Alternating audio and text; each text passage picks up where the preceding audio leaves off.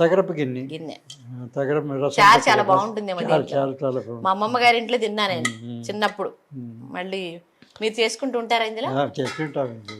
వేరే చేసుకునేది వేరే ఉంది. ఇంకో తగరపు గిన్నె. వేరే ఇది కుంపటి, ఇది కుంపటి. ఇత్తడి. అప్పట్లో ఇత్తడి కుంపటి. ఇది ఎందుకు స్పెషల్ గా వాడేవాళ్ళ?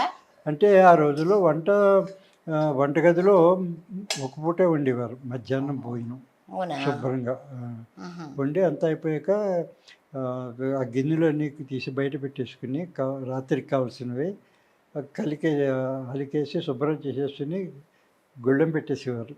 ఎవరు వెళ్ళేవారు కాదు వంటింటికి. అవును, అది అయిపోయాక కరెక్ట్. మధ్యాహ్నం ఒకవేళ టీ కాఫీలు పకోడీలు బజ్జీలు ఏదైనా వేసుకోవాలంటే కుంపటి వారు. ఓహో, అంతే. సపరేట్. ఇది బొగ్గులు డ్రై కిచెన్, వెట్ కిచెన్ అని పెట్టి చేసుకుంటున్నామా అలా? ఇప్పుడు డ్రై కిచెన్, వెట్ కిచెన్ అని పెట్టి చేస్తున్నారు అందరూ ఫ్లాట్స్ లో. ఇది కొంచెం చెప్పాలంటే ఆ అదే అదే అలాగే. రాత్రి భోజనం కూడా దీంట్లోనే వండుకునేవారు. పెద్ద పెద్ద కుంపట్లు ఉండేవి. మీరు వీటి మీద సుమారుగా ఇన్వెస్ట్మెంట్ కూడా బాగా చేసి ఉంటారు కదా సార్? నేనా? న్యాచురల్లీ చేసేది చాలా. మీ అసలు మీదంతా ఇదే ఇన్వెస్ట్మెంట్ అంతా చెప్పాలంటే. అంటే లెక్క పెట్టలేదు.